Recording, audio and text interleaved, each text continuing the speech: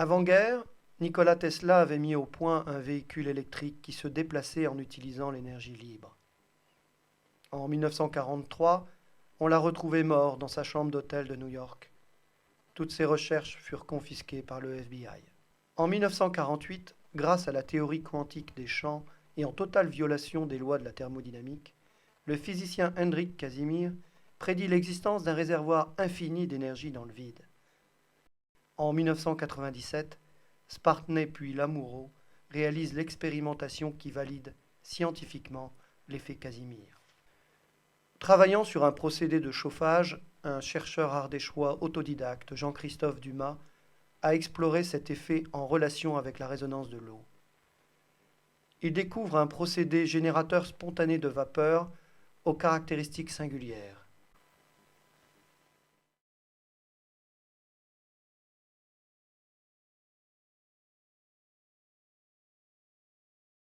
Il y a une demi-sphère sur le haut, donc une sphère sur le bas, un mécanisme à l'intérieur de ma fabrication, D'accord. et le reste c'est des supports et des raccordements électriques. Voilà, on y est. Et puis là, 115%. Donc on est sur un rendement supérieur à 1, donc en parfaite contradiction avec les lois de la thermodynamique. Et si on coupe l'appareil, Ça s'arrête instantanément. et l'eau, Et ben, je vais débrancher. Donc l'appareil, il n'est pas chaud, hein. Il est même froid. Donc si l'appareil avait chauffé pour vaporiser l'eau, et il fume encore, hein, eh bien ma main resterait collée, parce qu'il aurait chauffé à plus de 200 degrés pour vaporiser de l'eau aussi vite.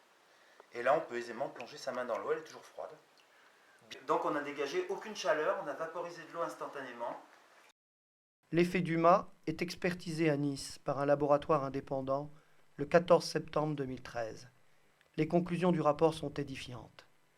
À l'instar de l'effet Casimir, l'effet Dumas génère un rendement de 116%.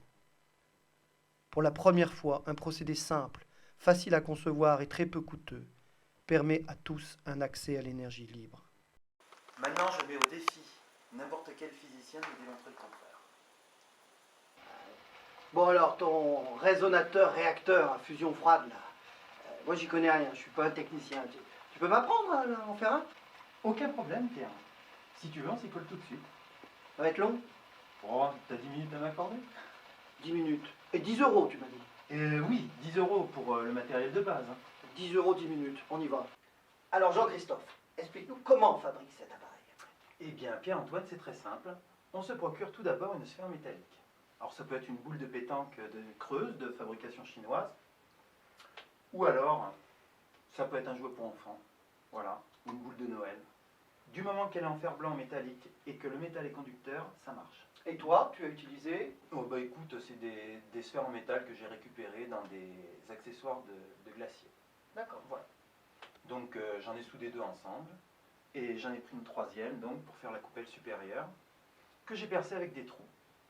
Tout simplement une petite perceuse et un petit fourrail. Donc vraiment rien d'extraordinaire. Un trou central et un pas de vis soudé sur la sphère. Donc tout ça c'est un peu de soudure, hein. Un joint d'environ 2 mm, joint caoutchouc, qui vient se poser juste sur la vis. Et on isole la vis avec un morceau de plastique. Donc ça c'est un petit bout de tube de colle que j'ai découpé. Parce que ce montage va nous permettre donc de calibrer l'écartement entre la coupelle supérieure et la sphère. Donc cet écartement, dans l'idéal, devrait correspondre au nombre d'or. Si on arrive à 3 mm d'écartement entre la coupelle supérieure et la sphère, ça ne marche plus. Si on fait 0,5 mm, ça va faire sauter les plombs. Par contre, si on respecte les cotes du nombre d'or, dans l'écartement, bon, ça ne peut pas être parfait, mais s'en rapprocher au maximum, et bien là, les rendements deviennent exponentiels. Et donc, ton réacteur à fusion froide fonctionne? Oui. Et dégage un excédent d'énergie. Okay. Alors, les branchements. Donc, on a en électricité, hein, c'est du courant alternatif, donc il y a une phase et un neutre. Donc, on met toujours le premier branchement en premier, vers le haut de la vis. et le deuxième branchement sous la rondelle. Donc voilà, on a déjà notre premier branchement. Et là maintenant, on va simplement glisser le deuxième branchement sous la rondelle plastique. Donc évidemment, la vis centrale est isolée, l'axe central est isolé, et on met un tour de clé pour faire tenir tout ça. Donc ce qui me tient bien, on va serrer au maxi. Voilà. Et on vient de construire un réacteur à fusion froide, donc on va vérifier les écartements, voir si tout va bien. Bon, c'est un petit peu bougé, c'est pas parfait. Dans l'idéal, de toute façon, tous ceux qui vont le monter, il y en a qui le font sûrement mieux que moi. Donc l'écartement est bon. Ce que je propose, c'est de prendre ce petit appareil qu'on vient de fabriquer en 10 minutes et de le tester. Eh ben, allez. Et voilà, ça marche. Voilà. Et alors, il y a un effet vibratoire. Et il y a un effet vibratoire. Voilà.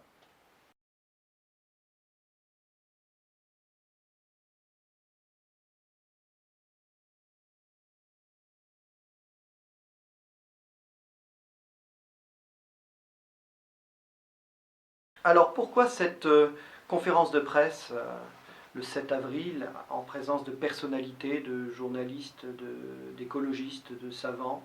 Quel était l'objectif de cette action de communication? L'objectif de cette action de communication, c'est avant tout de diffuser une technologie. Une technologie qui soit une technologie bienveillante, qui ne fasse pas de dégâts dans l'environnement, qui ne fasse pas de dégâts économiques, qu'on ne soit pas obligé d'envahir des pays entiers pour aller piquer une ressource. Là, la ressource, elle est dans le vide. Elle surgit du néant, la ressource. Et c'est ça le truc. Si on veut sortir de la pagaille dans laquelle l'humanité est aujourd'hui, c'est la seule solution possible. Peut-être pas avec moi, peut-être avec d'autres. Vous ferez ce que vous voudrez, moi je pars en vacances après. Pourquoi donc avoir fait le choix d'offrir cette invention à tous les citoyens de la Terre? Parce que si on traîne trop, de terre, il n'y en aura plus. De citoyens, il n'y en aura plus non plus. Hein, parce que parti comme c'est, on n'est pas en train de monter vers le nirvana, on est plutôt en train de descendre en enfer. Donc moi, j'ai pas spécialement envie d'y aller.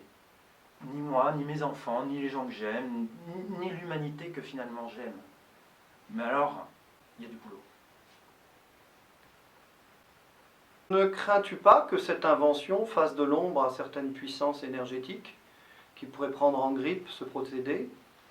Et ne crois-tu pas que le pétrole fait de l'ombre à toute l'humanité, le nucléaire fait de l'ombre à toute l'humanité? Il y a un moment, il faut leur dire non à ces gens-là. Moi, j'ai pas les moyens de leur dire non. Ce que je peux faire, c'est me mettre devant ma caméra et intellectuellement envoyer une idée. Parce que les idées, c'est à l'épreuve des balles.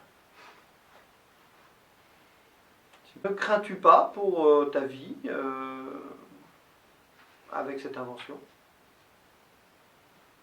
Mais de toute façon, de vie, c'est qu'une question de temps, parce que on va vivre combien de temps, hein, jusqu'à ce qu'ils nous mettent une guerre, parce qu'on est trop nombreux.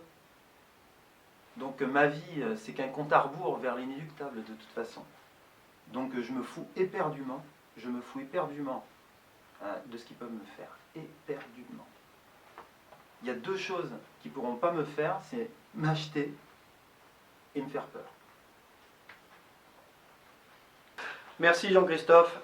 Merci à toi Pierre.